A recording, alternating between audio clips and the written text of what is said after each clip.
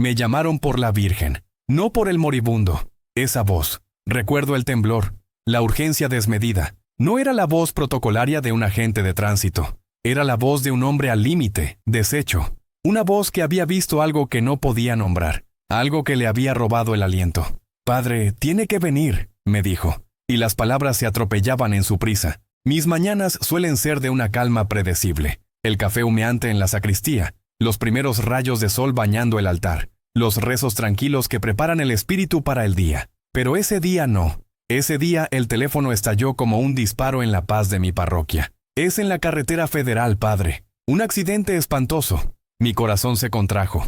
Un accidente en ese tramo infame casi siempre significaba tragedia. ¿Alguien herido de gravedad?, pregunté, ya sintiendo el nudo en el estómago. La imagen de Mateo Hernández, el pequeño de 8 años, parpadeó en mi mente. Lo había visto en la misa del domingo, con su sonrisa amplia, sus ojos curiosos. Me había preocupado por él, por la forma en que sus padres, Javier y Elena, cargaban el peso de sus desgracias. ¿Era él? El oficial dudó. Un silencio cargado al otro lado de la línea. El niño está muy mal, padre. No sé, no respira bien. Pero eso no es lo inexplicable. ¿Inexplicable? ¿Qué podía ser más inexplicable que la fragilidad de una vida joven en el filo de la muerte? ¿Qué podía superar el dolor y el horror de un padre que ve a su hijo inerte en el asfalto? «Padre», prosiguió la voz, ahora casi un susurro ronco. «Hay algo aquí que no tiene explicación. La Virgen, Nuestra Señora, está de pie junto a él, íntegra, sin un solo rasguño, como si la hubieran puesto ahí con cuidado». Mi cerebro se negó a procesarlo. La Virgen. ¿Qué Virgen? ¿De qué estaba hablando? Un trauma cráneoencefálico, los fierros retorcidos, la sangre, el cristal y una Virgen de pie. La incoherencia era una bofetada fría, un insulto a la razón que me paralizó por un instante. Mi mente, entrenada en la lógica teológica y la realidad cotidiana de mi comunidad, se rebeló. ¿Un delirio por el shock? ¿Una broma macabra? No. La voz del oficial no permitía tal interpretación. Su terror era genuino. «Voy para allá», respondí. La frase una orden más para mí mismo que para él. Colgué, mis manos temblaban. Me puse la sotana sin pensar. Mis movimientos automáticos, mi mente en un torbellito. ¿Una Virgen? ¿De pie? Mi viejo coche arrancó con un gruñido. La carretera, el asfalto caliente, los campos áridos de agave desfilando a los lados, el sol inclemente de México. Intenté respirar. Intenté calmar el pulso desbocado en mis sienes. No podía ser. Simplemente no podía ser. La fe es una cosa, padre, me dije a mí mismo. La fantasía es otra. Pero el peso de las palabras del policía se aferraba a mí como una garrapata, sin un solo rasguño. Íntegra. Junto al niño que no respira bien. El contraste era obsceno. Imposible. ¿De qué tamaño era esta Virgen? ¿Cómo había llegado allí? Una estatua, en un accidente tan violento, debería estar pulverizada, reducida a escombros de yeso y pintura, esparcida entre el metal retorcido y el cristal roto. La imagen de Mateo, el hijo de Javier y Elena, era un aguijón constante en mi preocupación. Sí, pero la estatua, la Virgen, se había implantado en mi mente como una astilla puntiaguda, punzante, insoportable. Era un enigma que eclipsaba el horror predecible de la tragedia humana. Aceleré. El motor gemía, el coche vibraba. Cada kilómetro me acercaba a lo que mi razón me decía que sería una visión de desolación, un caos devastador. Pero al mismo tiempo, cada kilómetro alimentaba una creciente curiosidad, una urgencia irracional de ver con mis propios ojos la aberración, la contradicción que había atormentado la voz del oficial. Mi papel era consolar, dar la extrema unción, ofrecer esperanza en la desesperación. Pero esa mañana sentí que mi fe misma sería puesta a prueba, que lo que vería desafiaría todo lo que creía saber sobre el mundo. Los destellos rojos y azules perforaron el horizonte. Sirenas, ya cercanas, aullaban una melodía lúgubre. Bajé la velocidad. El caos, un verdadero infierno en la tierra. Humo pálido aún se levantaba de lo que parecía ser una camioneta volcada. Cristales esparcidos como joyas rotas por todo el asfalto. Botellas de plástico vacías, ropa, los restos de una vida desparramada sin piedad. Policías, paramédicos, curiosos ya aglomerados, sus rostros marcados por el horror, susurros de incredulidad flotando en el aire pesado. Mi garganta se cerró. Apagué el motor. El silencio que siguió fue casi ensordecedor, roto solo por el gemido de las sirenas y los sonidos amortiguados de la actividad frenética. Abrí la puerta. El aire me golpeó, denso con el olor a caucho quemado, gasolina, polvo y de alguna manera a desesperación. Crucé la cinta amarilla. Los policías me abrieron paso, sus ojos fijos en mí, cargados de la misma mezcla de horror y asombro que había percibido en la llamada. Nadie hablaba, no había necesidad. La escena lo decía todo, y ahí estaba. La camioneta, una reliquia de latón oxidado y abollado, yacía de costado como un animal herido de muerte, su chasis expuesto al sol como un esqueleto quebrado. Vidrios por todas partes, como la piel desprendida de una criatura. Un equipo de paramédicos trabajaba frenéticamente sobre un cuerpo pequeño, inmóvil, tendido sobre el asfalto sucio, a pocos metros de la chatarra. Mi estómago se revolvió. Mateo. Era Mateo. Su pequeño cuerpo parecía demasiado frágil contra la brutalidad del pavimento y la sangre que oscurecía su camisa. Mi mirada fue hacia él, naturalmente. Mi deber, mi instinto. Pero mis ojos no pudieron quedarse allí. Algo más me llamó. Algo que desafiaba la gravedad y la lógica, que sobresalía de la miseria como un faro de una luz que no entendía. A menos de 1 metro de Mateo, sobre el asfalto, ajena a la destrucción que la rodeaba, a la sangre, al metal retorcido, se encontraba la estatua de Nuestra Señora de Guadalupe. Era de 1 metro de altura, sí. Sus colores, el manto azul con las estrellas doradas, la túnica rosa, el resplandor solar que la rodeaba. Todos vibraban bajo el sol de la mañana. Su rostro sereno, sus manos juntas en oración. Todo era perfecto. Impecable. No había un solo rasguño en su superficie pulcra, ni una sola grieta en su base, ni el más mínimo astillado en su corona. Era como si alguien la hubiera colocado allí con el máximo cuidado, con reverencia, en medio de la barbarie, sin un rasguño. El oficial no había exagerado. Me acerqué, mis pasos lentos, como si me moviera a través de un sueño febril. Los paramédicos seguían inclinados sobre Mateo, susurrando términos médicos que sonaban a sentencia. Los policías permanecían en silencio, sus miradas entre la estatua y el niño. Era como si la imagen de la Virgen absorbiera toda la energía del lugar, toda la desesperación. Se erguía, imponente, inmaculada, desafiante. La camioneta, destrozada, pulverizada. El niño, al borde de la muerte. Y la Virgen, intacta. Mi mente clamaba por una explicación. ¿Cómo era esto posible? La camioneta se había volcado, había rodado. Mateo y la estatua habían sido expulsados del vehículo con una fuerza brutal. La lógica física dictaba que ambos deberían haber sufrido las consecuencias de tal impacto. El niño lo había hecho. Su cuerpo, frágil y vulnerable, había cedido a la violencia. Pero la estatua, la pesada figura de yeso, la misma que Javier y Elena transportaban con tanto cuidado, envuelta en mantas, como el corazón de su hogar, había emergido de aquel infierno no solo ilesa, sino de pie. No había un pedestal, no había un soporte. Solo estaba allí, en el asfalto, desafiando la gravedad y la probabilidad, mirando hacia el cielo indiferente. Una contradicción imposible, un escándalo para la razón, para la ciencia, para todo lo que yo creía comprender sobre el orden del mundo. Una bofetada a la lógica que plantó la semilla de la pregunta que todos nos haríamos, que aún hoy me persigue. ¿Cómo? Este día, esa imagen, fue el momento en que mi fe, la fe que tanto predicaba y creía inquebrantable, se encontró con algo que estaba más allá de ella, más allá de la razón, más allá de la vida, y lo que vino después fue el verdadero milagro. ¿Cómo? Esa pregunta, surgida del asfalto caliente bajo el sol implacable, se había grabado en mi alma. ¿Cómo una simple estatua de yeso, arrojada con tal violencia, podía permanecer de pie, impoluta, mientras la vida de un niño se aferraba a un hilo apenas visible? Para desentrañar ese misterio, para siquiera atreverme a pronunciar la palabra milagro, primero había que mirar más allá del metal retorcido y los cristales rotos. Había que comprender la tierra de donde brotó la fe que, quizás, había provocado tal evento.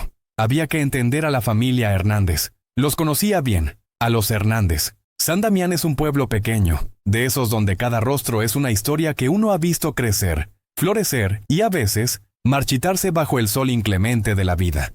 Había bautizado al pequeño Mateo, con su cabecita cubierta de un suave vello oscuro, y había visto la luz en los ojos de sus padres, Javier y Elena, ese día bendito. Eran, en muchos sentidos, el alma de nuestro pequeño San Damián. Javier, Javier, su recuerdo me trae un nudo a la garganta. Era un hombre bueno, de esos que se desviven por los suyos. Sus manos eran su tesoro, fuertes y expertas, siempre manchadas de grasa o aceite, pero capaces de devolver la vida a cualquier motor. Había heredado el taller mecánico de su padre, un pequeño negocio familiar que, por generaciones, había sido el corazón palpitante de su economía, y me atrevería a decir de su dignidad. Recuerdo sus carcajadas, sonoras y francas, resonando entre las herramientas colgantes y el aroma a combustible que siempre impregnaba el aire de su taller. Era un hombre de fe sencilla, de la que no se cuestiona, la que se practica con actos más que con palabras. Iba a misa los domingos, llevaba a su familia y ofrecía su trabajo honesto como su más sincera oración, un servicio humilde y constante. Pero la vida, mis queridos hermanos, tiene una forma cruel de poner a prueba hasta el alma más robusta. La modernidad llegó a San Damián como una tormenta silenciosa, un viento frío que traía consigo coches nuevos, más complejos, y talleres más grandes en la ciudad, capaces de ofrecer precios que Javier no podía igualar. Vi cómo la sombra de la desesperación comenzó a cernirse sobre él, lenta pero implacablemente. Primero fue un cliente menos aquí, otro allá. Luego, los pagos a proveedores se hicieron más difíciles, los pedidos de refacciones más escasos. Su fe, antes una herramienta pulcra y siempre a mano, comenzó a oxidarse junto con sus llaves inglesas y sus elevadores averiados, dejándole un sabor amargo en la boca y en el espíritu. La risa se fue apagando, reemplazada por un silencio pesado, un ceño fruncido que se negaba a desaparecer, ni siquiera en la mesa familiar. Fui testigo de cómo el peso de las deudas lo doblaba, día tras día. Sus hombros, antes rectos y orgullosos, comenzaron a encorvarse bajo la carga invisible de la preocupación y la culpa. Me buscaba a veces, no para confesarse en el sentido litúrgico, sino para desahogarse, para vaciar su corazón apesadumbrado. Se sentaba en un banco de la iglesia después de misa, los ojos fijos en el altar, pero la mirada perdida en un abismo de preocupaciones. «Padre», me decía con la voz ronca, casi un susurro que se perdía en la vasta nave. «Parece que Dios ha olvidado mi taller. Rezo, y cada día es peor. Los clientes se van, las máquinas fallan, y yo ya no sé qué más hacer. ¿De qué sirve tanta fe si las puertas se cierran una tras otra? Si siento que cada esfuerzo es en vano».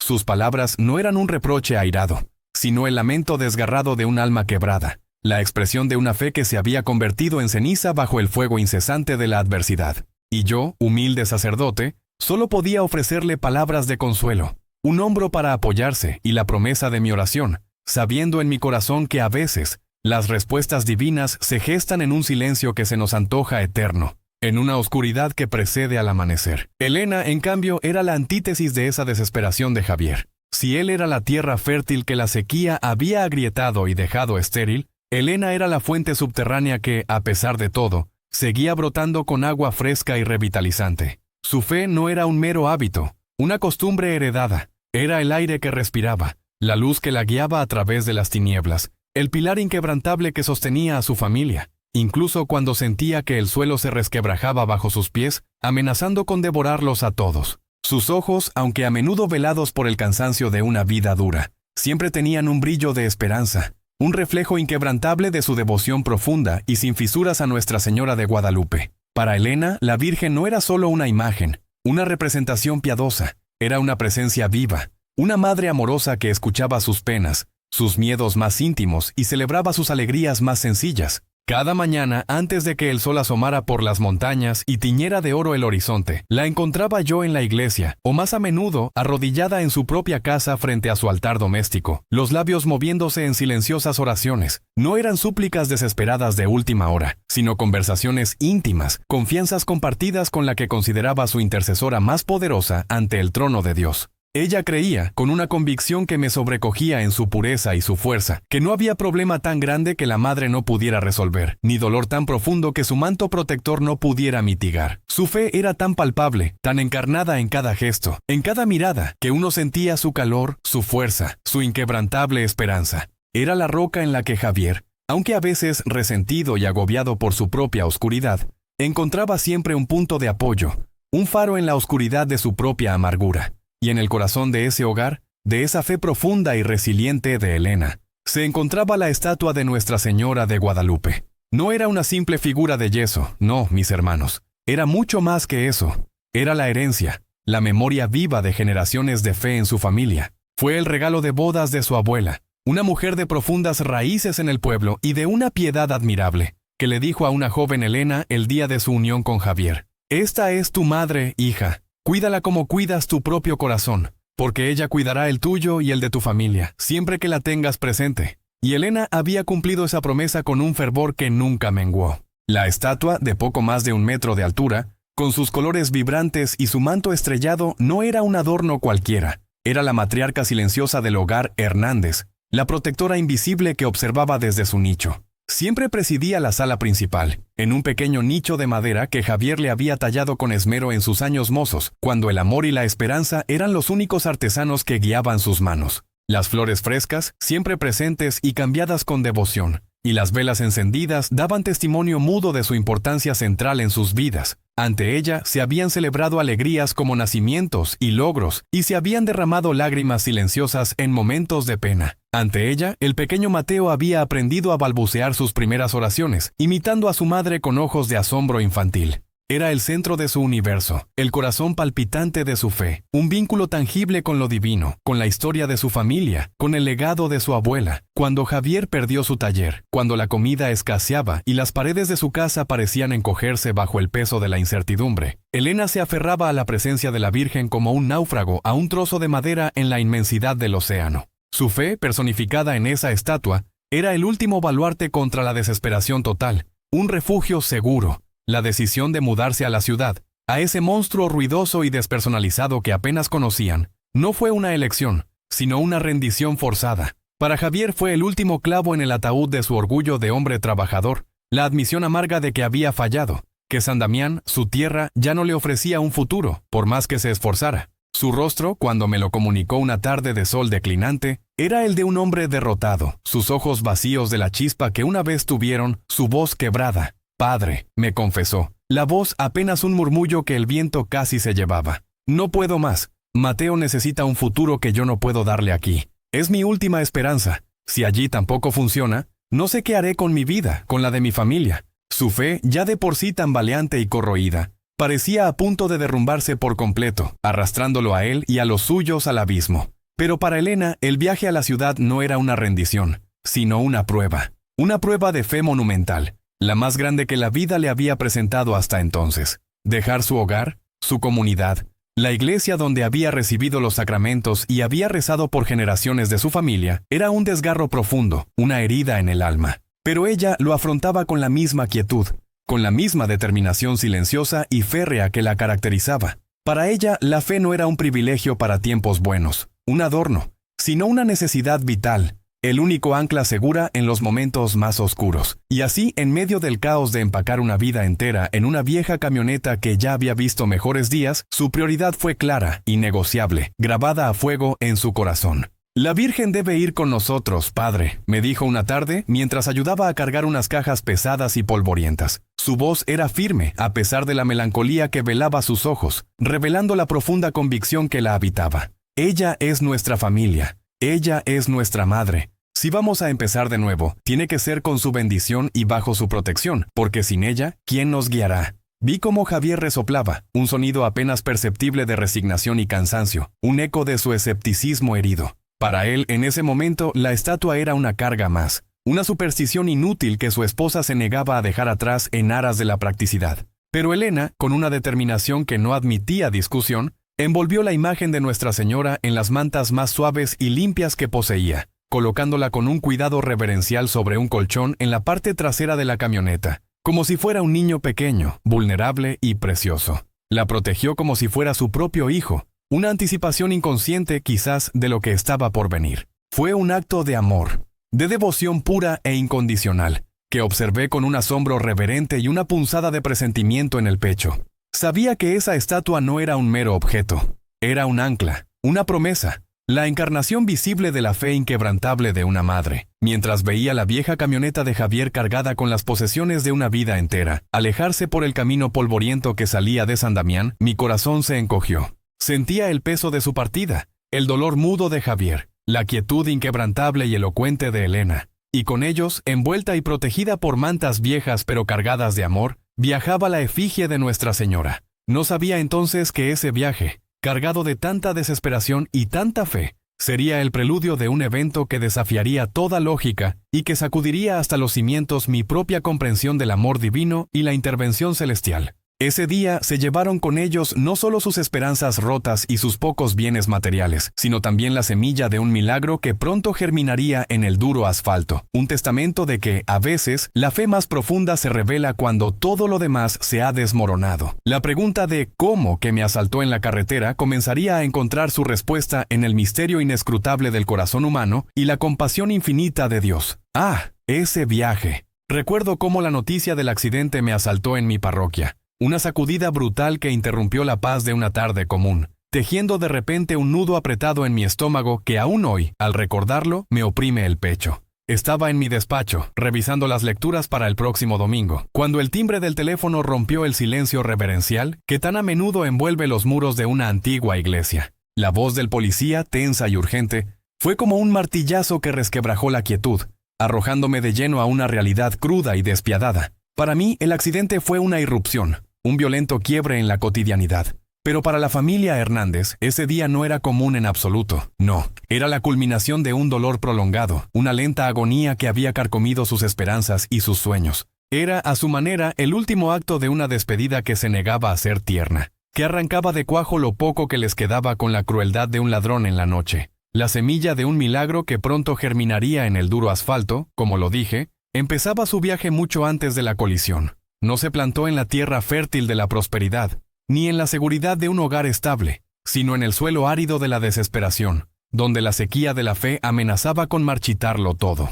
Fue regada no por las lluvias de la bonanza, sino por las lágrimas silenciosas de una madre y por las oraciones incesantes que ascendían al cielo como el incienso más puro, incluso cuando los labios que las pronunciaban temblaban de miedo. Hoy, al reflexionar sobre ello con la distancia que da la fe ya confirmada, veo que el milagro no comenzó en el impacto devastador que dejó a un niño inconsciente. No, comenzó sin duda en cada kilómetro recorrido por esa vieja camioneta, en cada latido de fe que resonaba, testarudo y valiente, contra el metal oxidado y la amargura que había envenenado el corazón de un hombre. Fue en esa tensión entre la entrega absoluta y la resistencia férrea donde Dios comenzó a tejer su obra, preparando el lienzo para una revelación. Esa mañana el sol de San Damián se levantó indiferente, derramando su luz dorada sobre los tejados de teja roja y los campos aún húmedos por el rocío. Pero su brillo, que para otros era una promesa de un nuevo día, parecía tan ajeno a la pesadumbre de los Hernández como el destino mismo.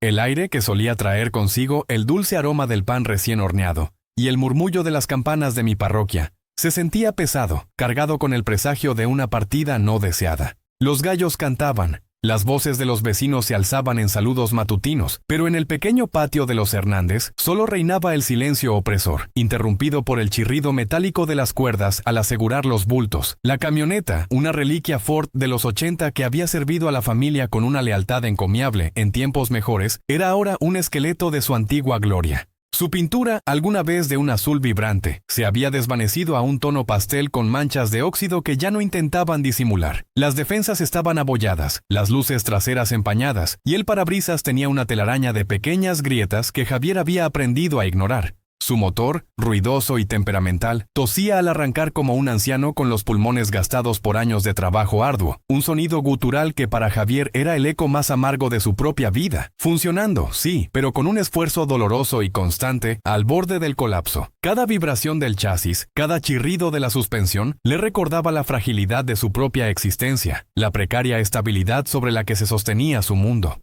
En su caja trasera, descubierta y expuesta a la mirada del mundo, cubierta apenas por una lona descolorida y remendada, no solo iban sus modestas pertenencias. No, lo que realmente se transportaba eran los fragmentos de una vida desmantelada, los restos de un hogar que se disolvía. Muebles de madera desgastada, que guardaban la memoria de incontables cenas familiares y risas de niños. Algunas cajas de cartón atestadas de ropa, sábanas, trastos de cocina que habían visto pasar guisos y penas. Y con un nudo en el corazón, Javier había cargado también las herramientas que había logrado rescatar de su taller perdido. Llaves inglesas, alicates, martillos, el banco de trabajo que había sido su trono. Cada objeto, meticulosamente colocado por Elena, pero desordenadamente apilado por la prisa, era un epitafio silencioso a un pasado que se desvanecía dolorosamente en el espejo retrovisor, una confesión muda de la ruina que les había alcanzado. El olor a metal viejo y a polvo se mezclaba con el de la desesperanza, y entre esos objetos, en un contraste sobrecogedor que solo la fe puede crear, viajaba Nuestra Señora de Guadalupe. No estaba tirada ni apilada con los demás. Con un cuidado reverencial que contrastaba con el desorden caótico de los demás bultos, Elena la había envuelto en las mantas más suaves que poseían, las que usaban para las noches más frías, como si fuera un recién nacido, un tesoro frágil y precioso. La había acomodado sobre un colchón viejo que ocupaba el centro de la caja, asegurada con cuerdas resistentes para que no sufriera daño alguno en el accidentado camino. Era una imagen de 1 metro de altura, con sus colores vibrantes de azul y rosa que habían resistido el paso del tiempo, su rostro sereno y su mirada de inefable compasión. Sus manos juntas en oración, el manto estrellado, la luna a sus pies, todo en ella evocaba una paz que la escena del traslado negaba. Verla allí, tan vulnerable y al mismo tiempo tan potente, era para Elena un recordatorio tangible de que no estaban solos, por mucho que el mundo exterior, con su crueldad y su indiferencia, gritara lo contrario. Era una balsa de salvación en un mar de incertidumbre. Para Elena no era solo una estatua de yeso, un objeto de arte o una pieza decorativa. No, para ella era la presencia viva de la Madre de Dios en su hogar, el corazón palpitante de su fe. Aquella imagen era el regalo de bodas de su abuela, una herencia de fe que ahora era, quizá, lo único que le quedaba intacto de su antigua vida. Al observarla, Elena no veía yeso y pintura, sino un rostro familiar, una mano que la sostenía. Recordaba a su abuela, con sus ojos llenos de sabiduría y sus manos nudosas, entregándole la Virgen con una bendición. Ella te cuidará, mi amor, siempre. Es la madre de todos nosotros. Ese recuerdo era como un bálsamo en la herida abierta de su partida, un ancla en la tormenta que arreciaba en su espíritu.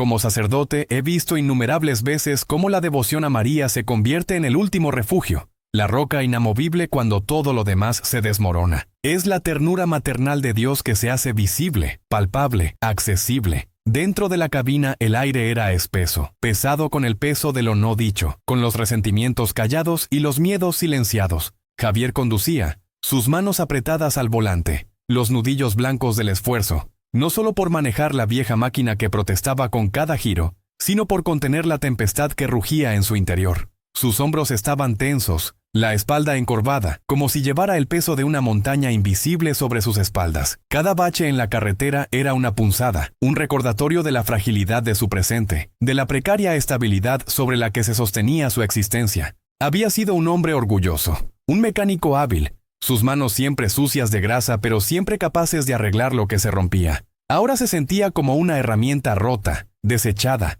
sin propósito. La decisión de irse a la ciudad, de buscar un trabajo cualquiera, de ser un desconocido en un mar de rostros anónimos, era para él una admisión pública de su fracaso, un exilio autoimpuesto de su propia dignidad. El resentimiento crecía en él como una mala hierba venenosa, ahogando cualquier brote de esperanza que osara asomar. A veces, sus ojos cansados se cruzaban con los de Elena por el espejo retrovisor, y él veía la fe inquebrantable en ellos, una fe que él había perdido hacía mucho tiempo, quizá junto con su taller y su orgullo.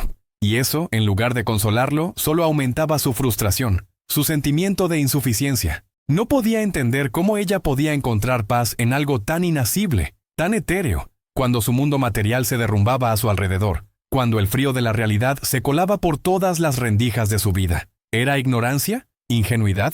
No. Javier sabía que Elena no era tonta, era simplemente distinta, o quizás él era el que estaba roto. Su fe se sentía para él como una afrenta personal, un reproche silencioso a su propia desesperación. ¿Cómo podía Dios, si existía, permitir tanto sufrimiento y luego ser adorado con tal devoción? Esta pregunta amarga lo carcomía por dentro. Elena, sentada a su lado, era la antítesis de su esposo. Su mirada, aunque cansada por las noches de insomnio y la preocupación, conservaba una chispa de devoción, un fuego interior que el viento más rudo de la adversidad no lograba apagar, sino que parecía avivar. Entre sus dedos, las cuentas de un rosario de madera, ya liso y pulido por el uso constante a lo largo de los años, se deslizaban con una cadencia rítmica, casi hipnótica. Sus labios se movían en un susurro inaudible, una oración que era al mismo tiempo una súplica y una entrega total. No suplicaba por riquezas ni por un regreso a su antigua vida, aunque la nostalgia le apretaba el corazón al dejar San Damián atrás. Pedía fuerza, pedía protección para su hijo, Mateo, y sobre todo, pedía que la fe de Javier, tan maltrecha y oxidada, pudiera de alguna manera ser restaurada, que el hielo que había cubierto su corazón se derritiera. Ella sabía que dejaban San Damián como un acto de rendición para Javier, una derrota que él masticaba en silencio, pero para ella era una prueba de fe, una peregrinación forzada donde su única guía era la promesa silenciosa de la madre. Dios sabe lo que hace, se decía a sí misma, buscando consuelo en las palabras que tantas veces le había repetido su abuela, como un mantra que la protegía del torbellino de la incertidumbre. Era una verdad que se había arraigado en su corazón desde niña, Y ahora, en este viaje hacia lo desconocido, era su único asidero, el hilo del que se aferraba para no caer al abismo. Recordaba las palabras de mi homilía del domingo anterior, sobre el grano de mostaza, la fe del tamaño de una semilla que podía mover montañas. Ella sentía que su fe era una montaña, firme e inquebrantable, pero también sentía el temor, un pequeño roedor mordiendo en los bordes de su convicción. ¿Sería suficiente? ¿Podría ella sola, con solo su fe, sostener a su familia cuando Javier se había desplomado bajo el peso de la desesperación? Era una carga inmensa, un sacrificio silencioso que solo las madres y los santos son capaces de llevar. Como pastor, he sido testigo de la fe de tantas mujeres como Elena, cuya fuerza interior parece desafiar toda lógica humana, un milagro en sí misma antes de que se manifieste cualquier otro. En el asiento trasero, ajeno a la tormenta silenciosa que devoraba a sus padres, estaba Mateo. Con sus 8 años, su mundo era un lienzo de colores vibrantes, lleno de la inocencia y la curiosidad propia de su edad. Estaba absorto en su propio universo, haciendo que un coche de juguete de plástico rojo corriera por el alféizar de la ventana, emitiendo sonidos guturales de motores imaginarios, de carreras épicas que solo existían en su mente. Su cabello revuelto caía sobre sus ojos brillantes, y sus pequeñas manos manipulaban el juguete con la concentración de un ingeniero. De vez en cuando, levantaba la vista de su juego para hacer una pregunta que partía el corazón de sus padres, no por su crueldad, sino por su pura ingenuidad. Como una flecha lanzada sin intención pero que da en el blanco. Su presencia era un recordatorio constante de lo mucho que tenían que perder, pero también de la inocencia que aún quedaba por proteger. «¿Mamá? ¿En la ciudad habrá un río como el de San Damián para ir a pescar?», preguntó, su voz clara y aguda rompiendo el silencio pesado que parecía haberse pegado a las ventanas del vehículo. Elena se volvió ligeramente, su sonrisa forzada, un esfuerzo consciente para ocultar el nudo en su garganta. «Quizá, mi amor, o tal vez un parque grande con un lago. ¿Te gustaría?». La voz de Elena era suave, casi susurrante, pero Javier sintió la punzada de la culpa. Apretó más el volante, sus nudillos aún más blancos. La idea de un río para pescar, un lujo sencillo que él ya no podía ofrecer a su hijo, era como una espina clavada en su corazón. Recordó las tardes en el río de San Damián, la risa de Mateo al atrapar un pequeño pez. Esos recuerdos ahora eran un tormento. «¿Y la abuela Virgen también viene con nosotros?», continuó Mateo con los ojos grandes y expectantes, refiriéndose a la estatua, su voz llena de la dulzura de la infancia. Para él, la Virgen no era un símbolo, sino una abuela virgen. Una figura protectora y familiar, tan real como su propia abuela materna. Elena, con una mirada de profunda ternura que se perdió en el espejo, asintió con firmeza. «Claro que sí, mi amor. Ella siempre viene con nosotros. Nos cuida a todos, siempre». Su voz no vaciló a pesar del temor que pugnaba por manifestarse. Javier gruñó suavemente, un sonido ininteligible, una mezcla de frustración y un amor incondicional por su hijo que, a pesar de todo, se negaba a extinguirse del todo. No pudo responder a Mateo. ¿Cómo explicarle a un niño la abrumadora carga de la responsabilidad, la amargura del fracaso, la cruda realidad de que las promesas a veces se desvanecen como el vapor al sol? Para Javier, la fe de Elena y la inocencia de Mateo eran dos caras de la misma moneda, incomprensibles, casi irritantes en su simplicidad, y sin embargo profundamente necesarias, los únicos faros tenues en su oscuridad. El paisaje cambiaba lentamente. Las colinas verdes y los pequeños ranchos familiares de San Damián, que habían sido su hogar durante generaciones, se quedaron atrás, diminutos en el espejo retrovisor. Poco a poco, dieron paso a un terreno más árido, salpicado de cactus solitarios y arbustos secos que se aferraban a la vida con terquedad. El polvo se levantaba en pequeñas nubes con el paso de la camioneta, pintando el horizonte con tonos ocres. Las montañas, que en San Damián eran protectoras y familiares, se alzaban aquí distantes y majestuosas, casi amenazadoras en su indiferencia rocosa. El sol de mediodía se cernía sobre ellos, implacable, calentando el interior de la camioneta hasta convertirlo en un horno metálico. El aire denso y pegajoso. El motor zumbaba monótonamente, un sonido que se convirtió en una especie de letanía, una banda sonora para los pensamientos no dichos que resonaban en la cabina, amplificando el silencio que los separaba. Javier pensaba en su taller, en el olor a aceite y metal,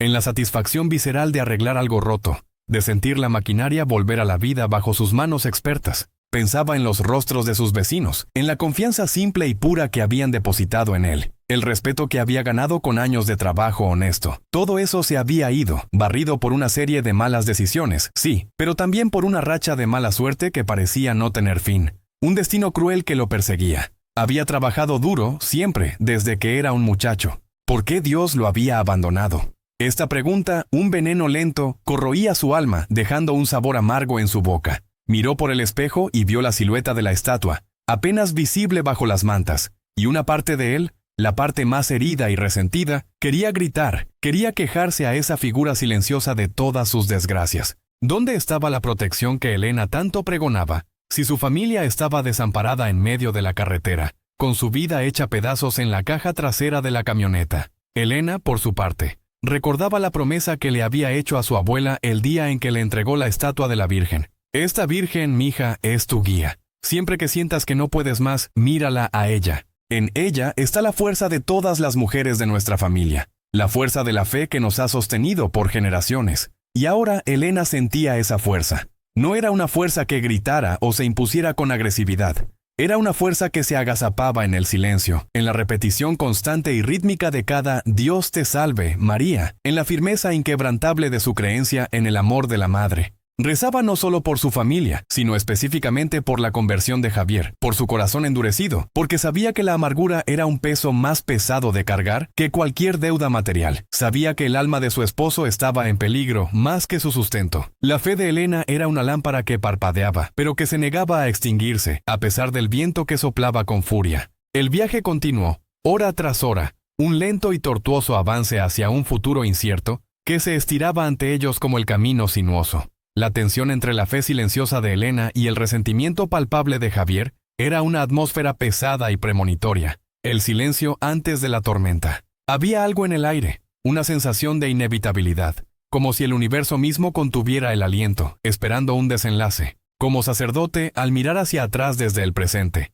con la sabiduría que da el conocimiento del milagro, veo que estos momentos de quietud, de aparente normalidad, son a menudo los más cargados de significado. Los preludios más dramáticos a las grandes revelaciones de Dios. Son los instantes en que el cielo se inclina un poco más cerca de la tierra, preparándose para intervenir. Las vidas de los Hernández, como la vieja camioneta que los transportaba, avanzaban a duras penas, cargadas hasta el límite con la historia de un hogar que se desvanecía, y la incertidumbre de un futuro desconocido. No sabían que estaban a punto de cruzar el umbral entre lo ordinario y lo extraordinario, entre la desesperación humana más profunda y la intervención divina más asombrosa. El destino, con su ironía divina y su misterioso plan, había puesto la fe inquebrantable de Elena en el centro de su partida, como un ancla invisible, y la incredulidad, el escepticismo herido de Javier a cargo del timón. Y entre ambos, la inocencia de Mateo, un faro pequeño y vulnerable en la inmensidad de su incertidumbre, sin sospechar que estaba a punto de convertirse en el catalizador de un milagro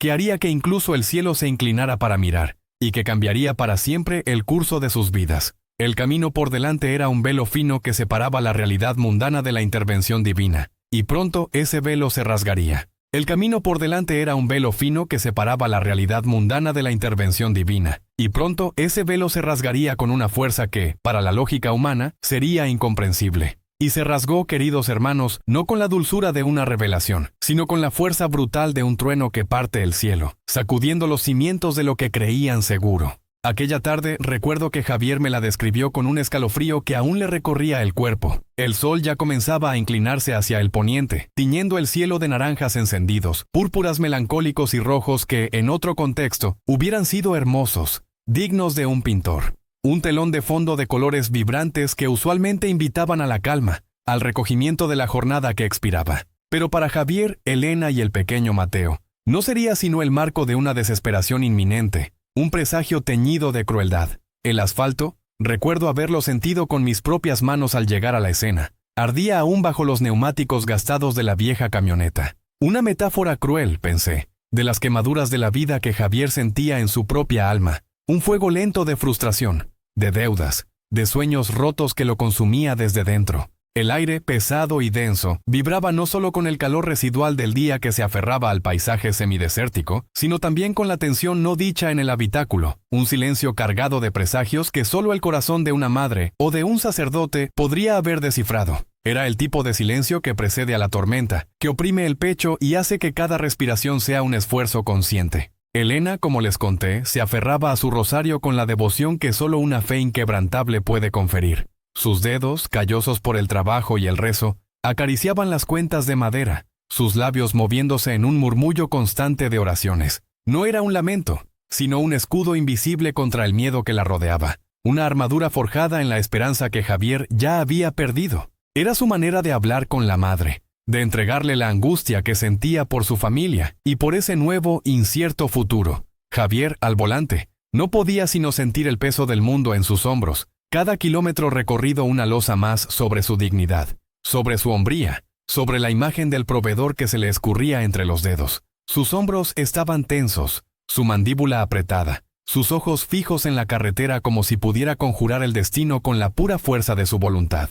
Podía sentir el tic nervioso en su sien, el sudor frío que le empapaba la nuca, un sudor que no era solo del calor de la tarde, sino del temor que le carcomía las entrañas. Mateo, ajeno como suele ser la inocencia en su más pura manifestación, había dejado de jugar con el cochecito de madera que su abuela le había tallado. Ese juguete, que había sido su compañero de viaje hasta hacía poco, ahora yacía olvidado a sus pies. Con el rostro apoyado en la ventana empolvada, miraba el paisaje borroso que pasaba volando, un mosaico de cactáceas y tierra reseca que se extendía hasta donde alcanzaba la vista. Quizá, pensé yo al escuchar la historia, estaba soñando ya con el lugar desconocido al que iban, imaginando nuevas aventuras, nuevas calles donde correr y jugar, ignorante de la sombría realidad que rodeaba a sus padres. Su pequeña mente, limpia de la pesadumbre adulta, flotaba en un mundo de fantasía, y esa inocencia me conmovía hasta las lágrimas. Qué frágiles somos, y qué poco preparadas están nuestras almas para el instante en que el mundo se desmorona. Fue entonces, sin previo aviso,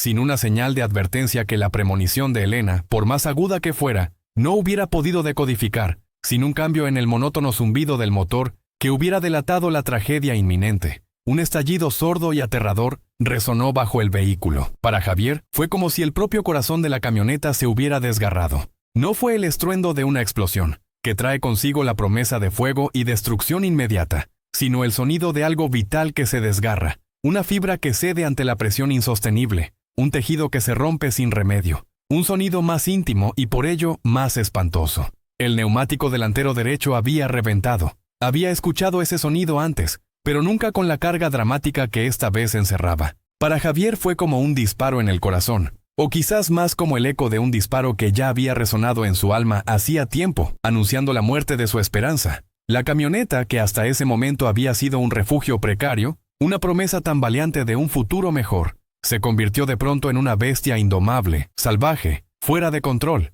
El volante le arrancó las manos con una ferocidad inesperada, girando con una voluntad propia, ajena a sus desesperados intentos por controlarla. Sentí al escuchar su relato la impotencia del hombre ante la máquina, y la del ser humano ante el destino. Recuerdo la descripción de Javier de aquellos instantes, años después, con la voz aún teñida de un pavor gélido que me erizaba la piel. Decía que el tiempo se había estirado y contraído a la vez, como un elástico bajo una tensión insoportable, una paradoja que solo la experiencia del terror puede engendrar. En una fracción de segundo, que pareció una eternidad, vio el mundo exterior girar a una velocidad vertiginosa, un remolino de colores y formas que se negaba a tener sentido. El cielo se mezcló con el asfalto, los árboles con la tierra, las líneas horizontales con las verticales, todo en una danza macabra de caos. Escuchó el grito ahogado de Elena, un sonido primal de terror que resonó en el reducido espacio de la cabina, un sonido que él nunca olvidaría, y el sollozo repentino de Mateo, que por fin había entendido que algo terrible sucedía.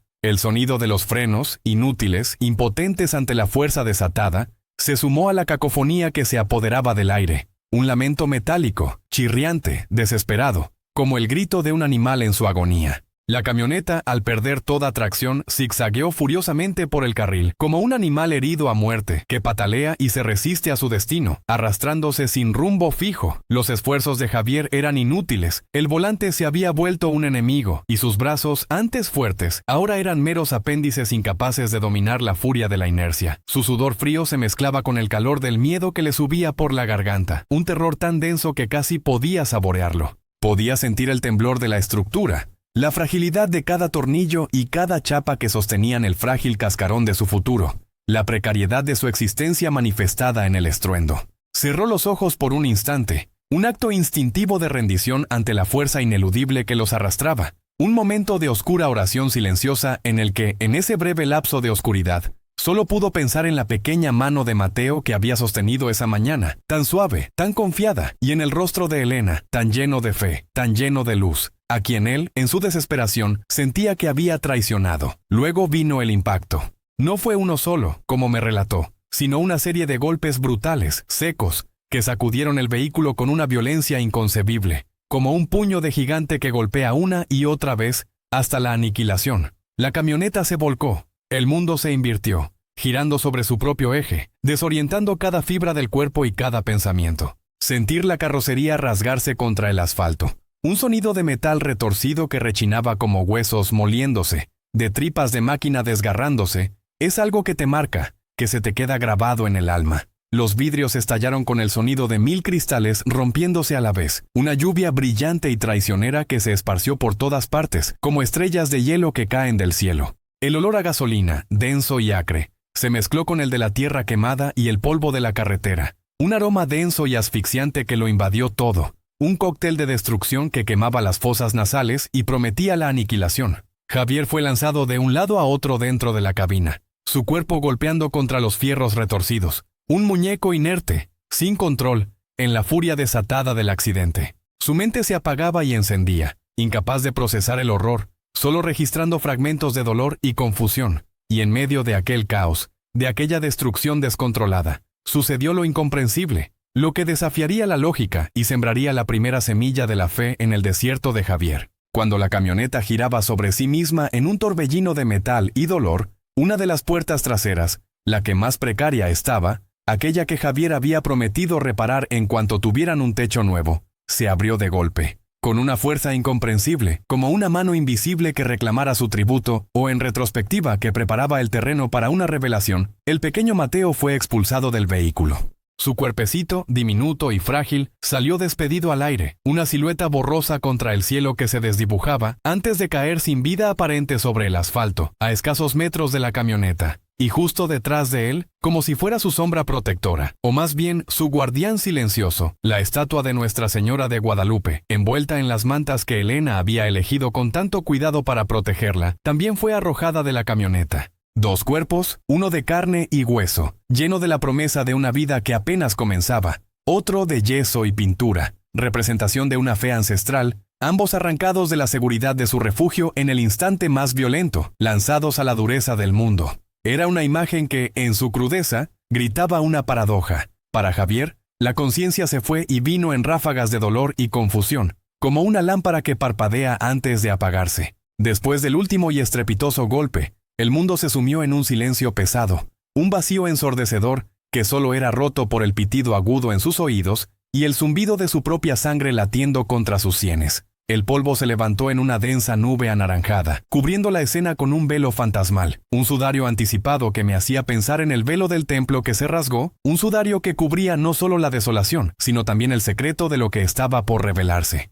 Podía sentir la sangre caliente brotando de una herida en su frente, mezclándose con el polvo y las lágrimas no derramadas, pero el dolor físico era solo una punzada lejana en comparación con el terror que le atenazaba el pecho. Un terror que le robaba el aliento. ¿Dónde estaba Elena? ¿Dónde estaba Mateo? Esas preguntas, más que la sangre que le corría por la cara, eran lo que le quemaba por dentro. Con un gemido, luchó por desabrocharse el cinturón de seguridad. Su cuerpo magullado protestando con cada movimiento, cada músculo adolorido. La camioneta estaba irreconocible, volcada de lado, con las ruedas hacia el cielo. Un amasijo de metal retorcido y cristales rotos. Una ruina de su vida y sus esperanzas. La puerta del conductor estaba atascada, así que, con un esfuerzo sobrehumano, logró arrastrarse fuera por el agujero del parabrisas, sintiendo el aire ardiente en sus pulmones, la vista nublada por el polvo y el impacto. Su primer instinto fue buscar. ¡Elena! ¡Mateo!, gritó, con la voz ronca y quebrada por el miedo, un sonido que apenas se alzaba por encima del pitido en sus oídos. El eco de su propia desesperación fue la única respuesta que recibió.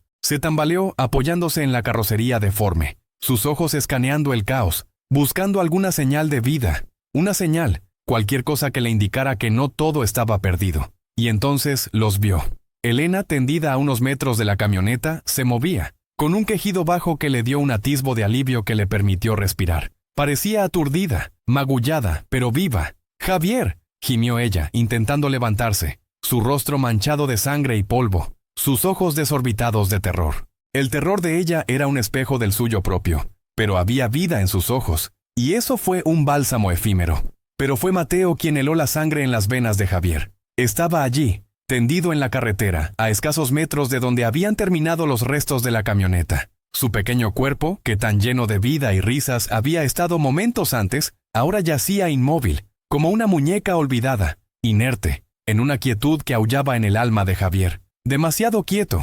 El sol de la tarde le caía directamente en el rostro, pero no había rastro de la vitalidad que siempre lo había acompañado. La luz parecía burlarse de su inmovilidad. ¡Mateo! El grito de Javier se desgarró desde lo más profundo de su ser, un lamento de angustia que rasgó el silencio de la tarde, que se estrelló contra el polvo y la desolación. Corrió hacia él, tropezando con los escombros, el corazón latiéndole como un tambor frenético en el pecho, un tambor de muerte que anunciaba el fin de su mundo. Se arrodilló junto a su hijo, temblando, sus manos sucias y temblorosas buscando el pulso, sintiendo el frío de la piel, la terrible inmovilidad que se había apoderado de su pequeño. No, no, por favor, Mateo, susurró. Una oración desesperada que nacía de la desesperación más absoluta, una súplica arrancada de lo más hondo de su ser. Su alma se desgarraba en ese instante, en ese terrible descubrimiento, en la certeza amarga de que había perdido lo más valioso que tenía. La vida se había escapado de aquel cuerpecito, o eso le pareció a Javier en ese momento de horror indescriptible.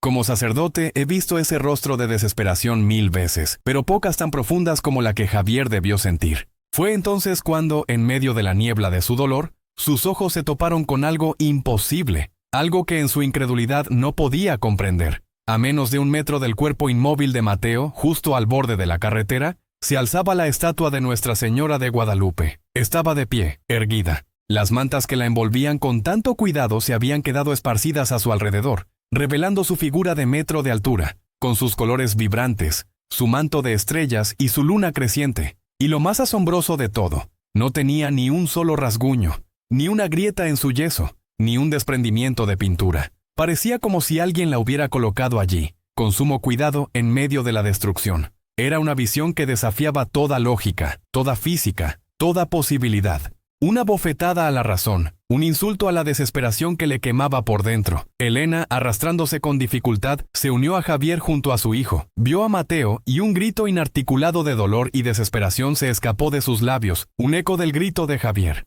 Su mano buscó instintivamente la de Javier, apretándola con la fuerza de quien se ahoga, como si buscaran la salvación el uno en el otro. Luego, su mirada también cayó sobre la Virgen, de pie, en perfecta quietud, junto a la inmovilidad de su hijo. En su rostro, la incredulidad se mezcló con un atisbo de algo más, algo que Javier, en su desolación, no pudo descifrar. Era una chispa, una tenue flama de esperanza que nacía en el corazón de la fe de Elena, incluso en el más oscuro de los abismos. Donde Javier veía un absurdo, ella, en su fe pura, quizá ya percibía una promesa, pero Javier no podía apartar los ojos de su hijo. El peso de la culpa lo aplastó, una losa más pesada que cualquier metal retorcido, más aplastante que el peso de la camioneta volcada. Él había conducido, él había elegido esa camioneta vieja, él había arrastrado a su familia a esta nueva vida, y ahora había roto lo más preciado. Su fe, ya de por sí oxidada por los golpes de la vida, se hizo añicos en ese instante, desmoronándose como la camioneta, como su propia alma. No había Dios, no había justicia, solo un vacío cruel y un silencio ensordecedor que anunciaba el fin de todo. En ese momento de absoluta aniquilación espiritual, la intacta figura de la Virgen no era un consuelo, sino una mofa, una ironía dolorosa que acentuaba su desdicha. ¿Cómo podía la representación de lo sagrado estar en pie, inmaculada, cuando su propio hijo yacía roto a sus pies? Este, queridos hijos, fue el punto más bajo, el quiebre, el momento en que toda esperanza pareció aniquilada por la cruel realidad. En la desolación de aquel atardecer en la carretera, con el sol teñido de sangre y el polvo del camino como sudario, Javier sintió que su alma, más que su cuerpo, se había roto en 1000 pedazos. La presencia inexplicable de la Virgen, erguida e intacta, era, en ese momento, una contradicción insoportable, un insulto a la desesperación que le quemaba por dentro. No sabía entonces que esa misma contradicción era la primera grieta, el primer atisbo, de un milagro que apenas comenzaba a desplegarse, un milagro que haría que incluso el cielo se inclinara para mirar y para recordarnos que, a veces, la luz más brillante surge de la oscuridad más profunda. La madre había caído, sí, de la camioneta, pero se había levantado sola para mostrar el camino. La ambulancia fue un borrón de luces intermitentes y sirenas ululantes, una carrera frenética contra el tiempo que, para Javier, se sintió como un avance lento y agonizante hacia un final inevitable. Yo le seguía de cerca en mi viejo Ford, el silencio de mi propio vehículo, un contraste crudo con la cacofonía que me precedía. El aire estaba espeso con el olor a caucho quemado y a miedo, un hedor que parecía adherirse a mi ropa, a mi propia alma. Mis manos apretaban el volante, los nudillos blancos, mientras susurraba oraciones desesperadas, no aún por un milagro, sino por fortaleza, por un hilo de esperanza en lo que se sentía como un abismo. El hospital regional era un monumento a la eficiencia estéril. Paredes blancas, pisos de linóleo que hacían eco a cada paso apresurado, el zumbido incesante de maquinaria invisible. Era un lugar diseñado para conquistar la muerte. Sin embargo, en aquella noche, se sentía como un templo dedicado a su inevitabilidad. Javier y Elena fueron engullidos por las puertas de la sala de emergencias, dejándome a mí para deambular por la sala de espera. Un centinela solitario en un mar de quietud impersonal. Las luces fluorescentes zumbaban con un brillo frío e implacable, proyectando sombras largas y distorsionadas que danzaban como espectros en las paredes. Las horas se disolvieron en una eternidad. Cada tic-tac del reloj era un golpe de martillo contra la frágil cáscara de mi compostura. Vi a Javier, un fantasma de lo que había sido, siendo conducido a una pequeña sala de consulta, sus hombros caídos, su mirada fija en algún horror invisible. Elena le siguió, su rostro una máscara de profunda tristeza, pero con una luz extraña, casi desafiante, en sus ojos. Me uní a ellos, una presencia silenciosa, mi sotana un oscuro consuelo en la desnudez clínica. El doctor Morales, un hombre cuyos ojos cansados habían visto demasiado sufrimiento, se puso de pie frente a nosotros, su voz un murmullo bajo y sombrío. Hablaba en el lenguaje escueto y preciso de la medicina, un dialecto diseñado para transmitir la verdad sin sucumbir a la emoción. Sin embargo, su compasión era evidente en el ligero temblor de sus manos, en la forma en que evitaba el contacto visual directo con Elena. El pequeño Mateo, comenzó, sus palabras cayendo como piedras en un estanque inmóvil, ha sufrido un traumatismo cráneoencefálico severo, daño cerebral traumático grave. Las palabras mismas se sintieron como un golpe físico. Observé a Elena apretar la mano de Javier, su agarre fuerte, como si intentara transferirle algo de su propia fuerza menguante. Las tomografías son muy claras, padre. Hay un daño extenso. Hizo una pausa, respirando lenta y pesadamente. No hay actividad cerebral significativa. Lo mantenemos con vida, sí, pero es solo por el soporte mecánico. El pronóstico es, padre, señora Hernández, deben prepararse para lo peor. La frase flotó en el aire, un toque de difuntos. Prepararse para lo peor. ¿Qué palabras podrían preparar a un padre para tal pronunciamiento?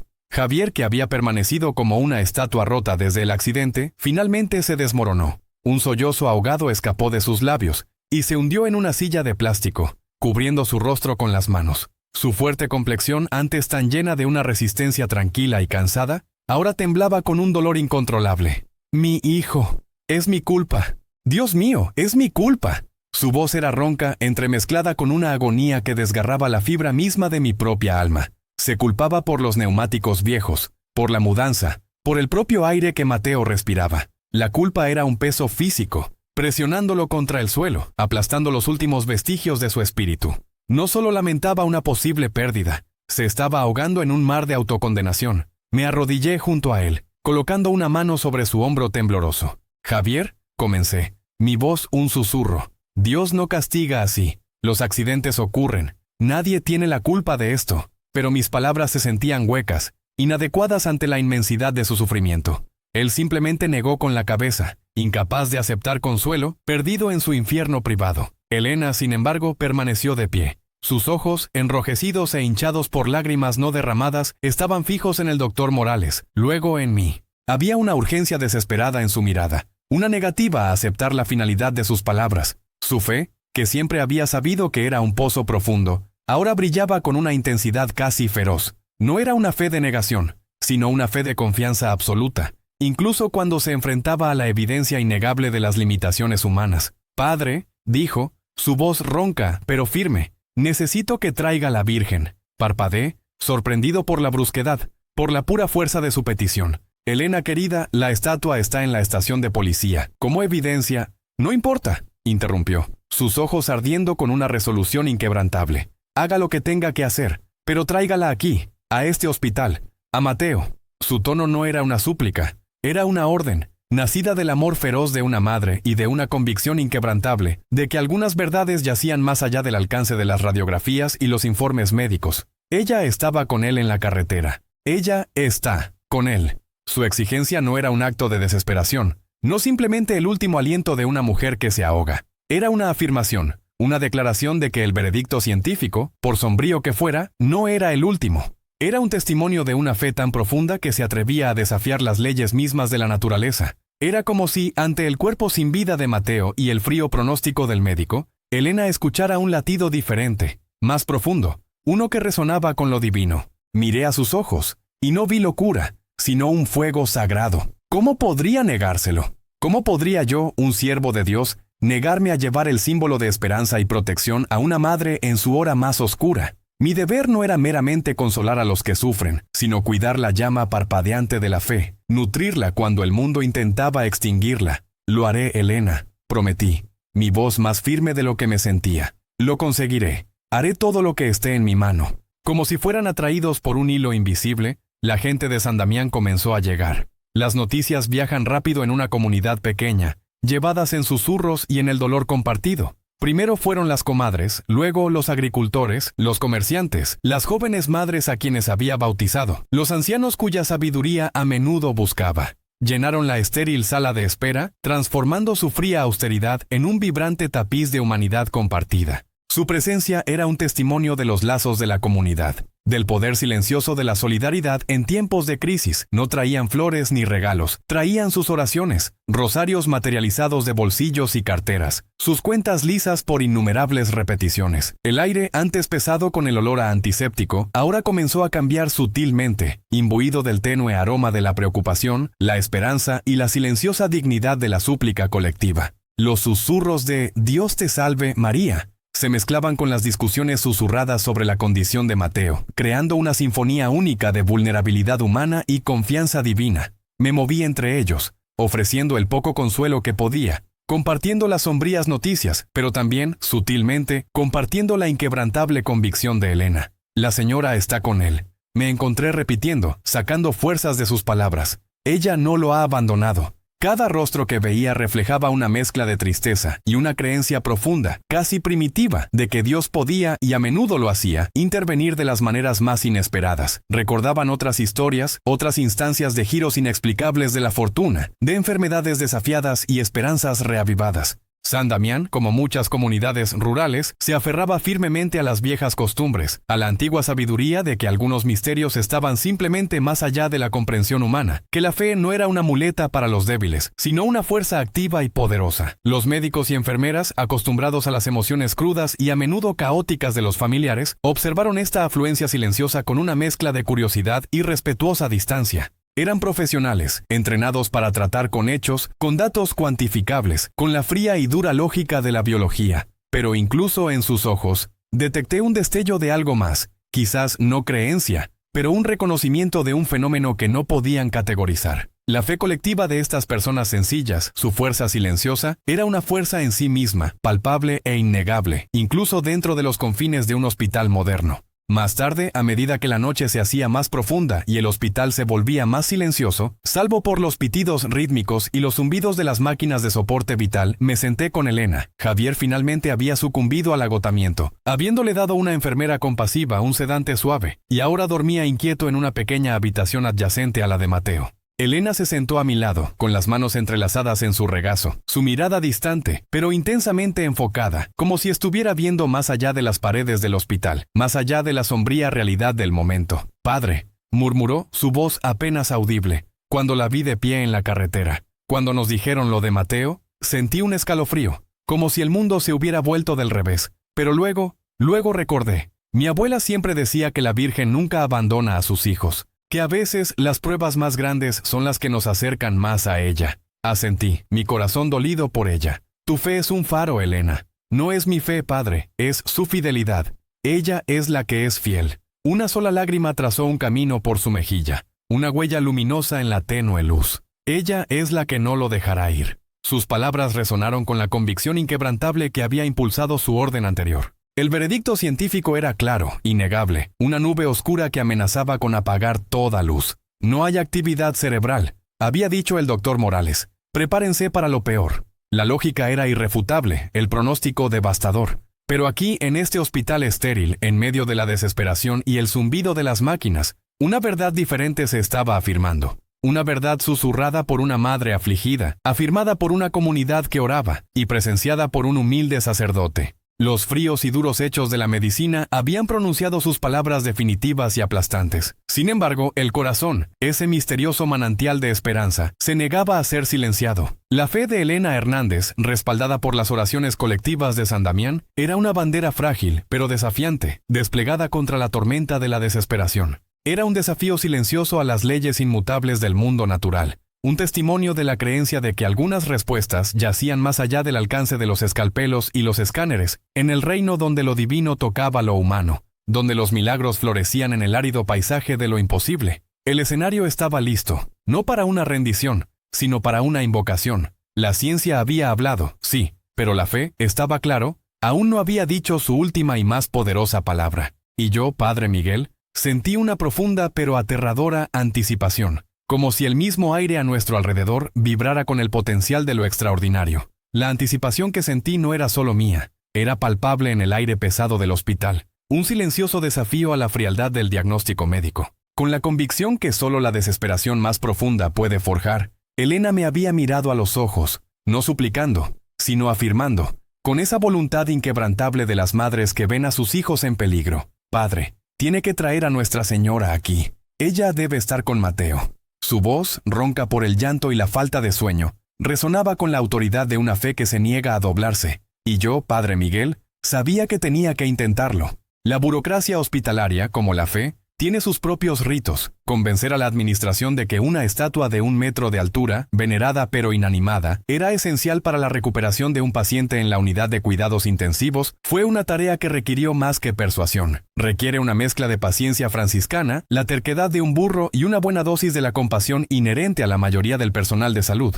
Hablé con la jefa de enfermeras, una mujer de rostro cansado pero de ojos bondadosos, y luego con el director médico, un hombre de ciencia, pero no sin una fibra de humanidad. Les expliqué la importancia de la imagen para la familia, cómo representaba la última brizna de esperanza para una madre cuya fe era el único asidero en un mundo que se desmoronaba. No pedía un milagro, les dije, solo un poco de consuelo espiritual.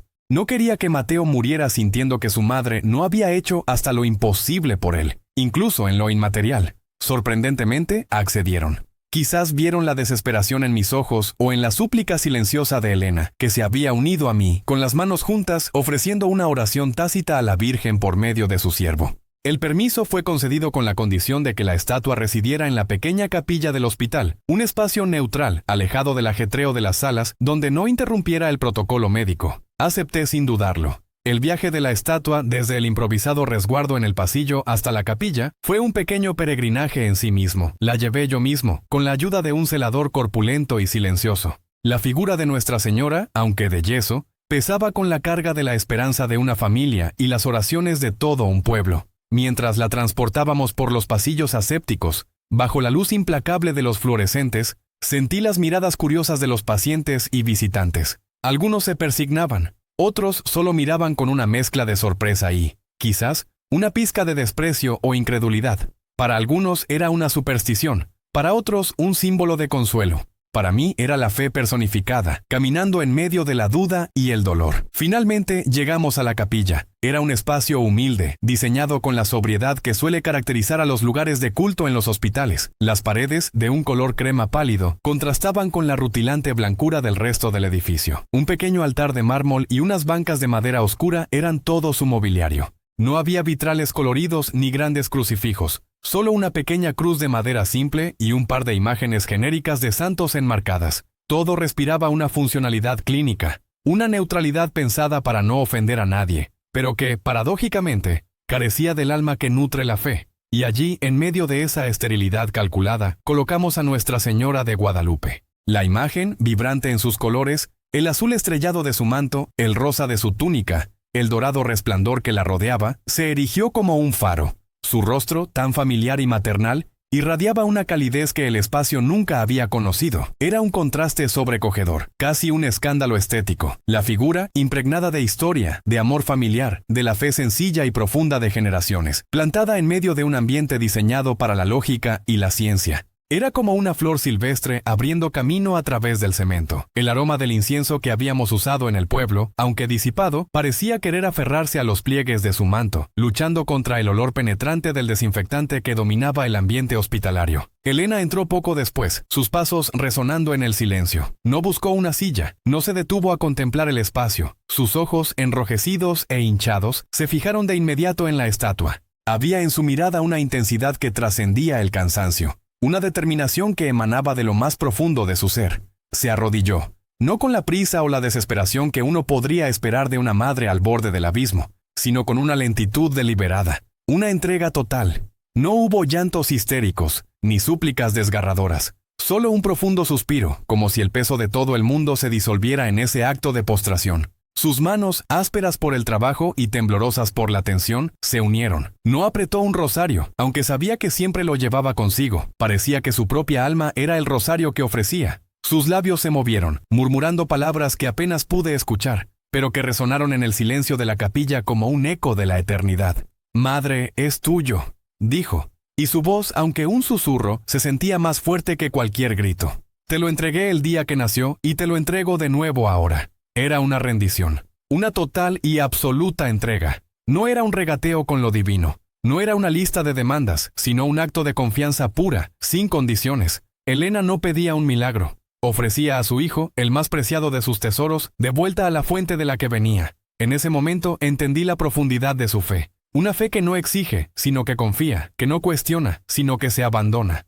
Era la fe de Abraham, dispuesto a ofrecer a Isaac, sabiendo que Dios proveería. Era la fe de María en el fiat, el hágase en mí según tu palabra. Era una fe que no se aferra, sino que suelta, creyendo que al soltar, se recibe algo más grande. Había en su gesto una elocuencia que superaba cualquier sermón, una lección viva sobre lo que significa amar sin poseer, confiar sin entender. Javier, que había entrado sigilosamente detrás de Elena, se detuvo en la puerta, observando la escena con una mezcla de confusión y asombro. Su cuerpo estaba tenso.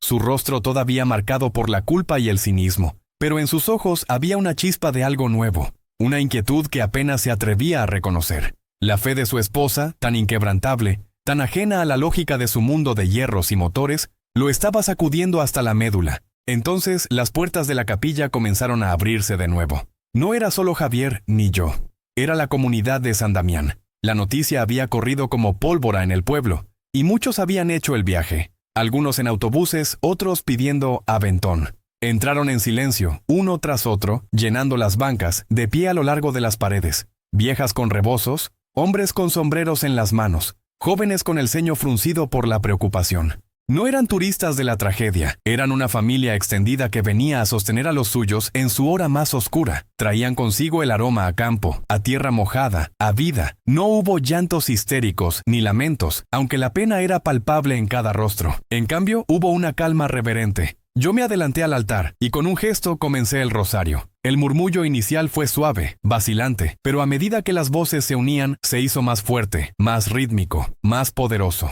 Era como un río subterráneo que emergía a la superficie, un canto colectivo que se elevaba como incienso hacia el techo bajo de la capilla. Cada Dios te salve María era una gota de esperanza, cada Santa María una súplica, cada misterio una meditación sobre el sufrimiento y la redención. Elena se unió a las oraciones, su voz ahora firme, clara, una entre muchas, pero también la que guiaba la intención más profunda. Javier, aún de pie cerca de la puerta, no rezaba en voz alta, pero sus labios se movían, imitando las palabras, o quizás por primera vez en mucho tiempo, realmente intentando pronunciarlas. Podía sentir la fuerza de esa fe colectiva, esa afirmación inquebrantable contra la fría lógica de la medicina. Era un acto de confianza pura en la oscuridad total, un sí colectivo a lo incomprensible, a lo imposible. Mientras las avemarías llenaban el aire, yo observaba a Nuestra Señora. Sus ojos, pintados con una delicadeza que desafiaba el tiempo, parecían mirarnos a todos, pero especialmente a Elena, con una ternura infinita. En ese momento, esa pequeña capilla se convirtió en un santuario, no por su arquitectura, sino por la fe que la llenaba.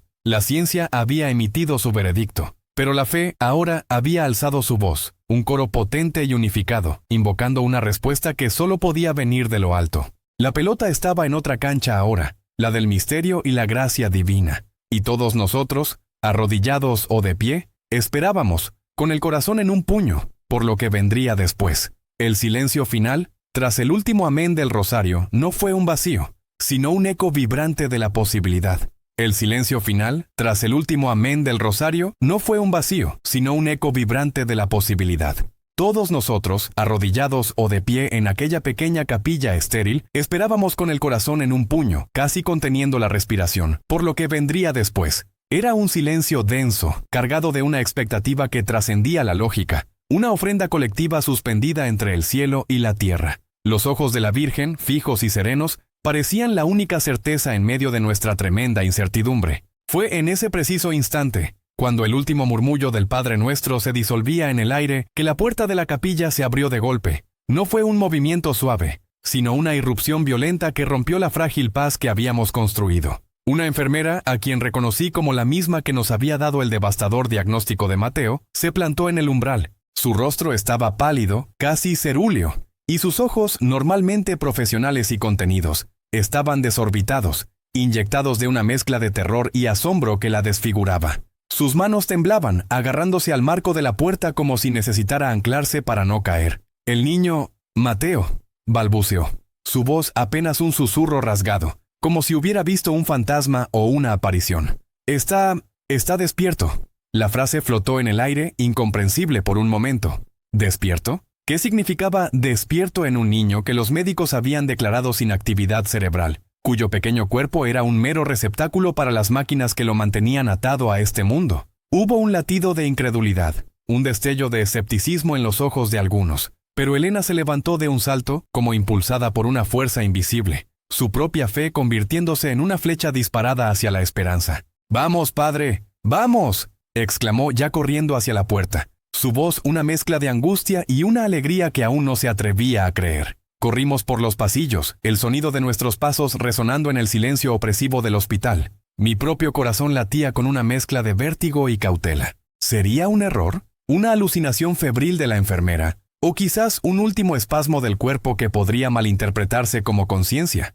El realismo me susurraba prudencia, pero la fe, forjada en años de acompañar almas en el límite, me impulsaba hacia adelante con una punzada de algo más profundo, algo divino. Javier, que había estado arrodillado junto a Elena, se unió a nosotros, su rostro una máscara de terror y una diminuta, casi imperceptible, brizna de esperanza. Lo que encontramos en la habitación de Mateo, sin embargo, desafió toda explicación, aniquiló la lógica y pulverizó el realismo. Al entrar, el primer impacto visual fue la cama. Mateo estaba sentado, su cabeza, antes un peso inerte, se sostenía erguida sobre sus pequeños hombros. Había un pañuelo de papel en su mano y, con una naturalidad pasmosa, se frotaba los ojos, como si acabara de despertar de una siesta particularmente larga. La mayoría de los tubos y monitores que lo habían aprisionado habían sido retirados, y su rostro, antes lívido y desdibujado por la enfermedad, ahora tenía un matiz rosado. «Mamá», dijo con una voz clara, suave pero perfectamente audible, sin rastro de la debilidad o la confusión que esperaríamos. «¿Podrías darme un vaso de agua, por favor? Tengo mucha sed». La habitación se llenó de un silencio atónito. Elena se lanzó hacia él, no con la desesperación de quien se aferra a un fantasma, sino con la certeza de quien abraza a su hijo regresado de un viaje. Sus lágrimas eran ahora de una alegría incontrolable. Sus manos buscaban cada parte de su pequeño cuerpo, como si necesitara verificar con cada toque que aquello no era un sueño, que era real, tangible, vivo. Javier se quedó petrificado en la puerta, sus ojos fijos en Mateo, la mandíbula caída, las lágrimas brotándole sin control. Era el llanto del que ha visto el abismo y ahora contempla la resurrección. Los médicos se aglomeraron, sus rostros una mezcla de incredulidad, perplejidad y sí, un atisbo de miedo ante lo inexplicable. Revisaban los monitores, que ahora mostraban una actividad cerebral normal, una presión sanguínea estable, un ritmo cardíaco saludable. Ordenaban nuevos escáneres con una urgencia febril, sus voces teñidas de una necesidad desesperada de encontrar una explicación científica, una anomalía médica, cualquier cosa que pudiera encajar aquello en el mapa conocido de la ciencia. Pero no encontraron nada. Los resultados de los nuevos estudios fueron tan imposibles como la escena ante nuestros ojos. La inflamación había desaparecido por completo. Las lesiones internas, las fracturas, el trauma cráneoencefálico severo que habían declarado irrecuperable. Todo se había revertido. No había cicatrices donde debería haberlas, no había signos de daño cerebral, ni de la devastación que había asolado su frágil cuerpo apenas unas horas antes. Los médicos, con décadas de experiencia y todo el conocimiento de la medicina moderna a su disposición, solo podían mirarse unos a otros, sus teorías derrumbadas, sus instrumentos mudos ante tal prodigio. No había explicación médica, no había precedente, era simple y llanamente un milagro. En ese momento, mientras veía a Mateo sorber el agua que Elena le ofrecía con manos temblorosas, y el llanto de Javier se convertía en un susurro de acción de gracias, todo lo que había sucedido en la carretera adquirió un sentido profundo. La estatua de Nuestra Señora de Guadalupe, expulsada del vehículo en el brutal impacto, pero encontrada de pie, intacta, a menos de 1 metro del cuerpo inerte de Mateo. No había sido una coincidencia, no había sido una mera casualidad o un capricho de la física, era una promesa de que la madre, en medio de la destrucción más absoluta, había cuidado de su hijo. Ella lo había protegido. Ella lo había devuelto. La ciencia había hablado con su lógica fría, pero la fe, con su voz inquebrantable, había obtenido la última palabra, una palabra de vida y de amor, que resonaría para siempre en nuestros corazones. El regreso de la familia Hernández a San Damián no fue la silenciosa y amarga retirada que Javier había imaginado meses atrás. Fue, para ser honesto, una procesión, no de penitencia, sino de triunfo.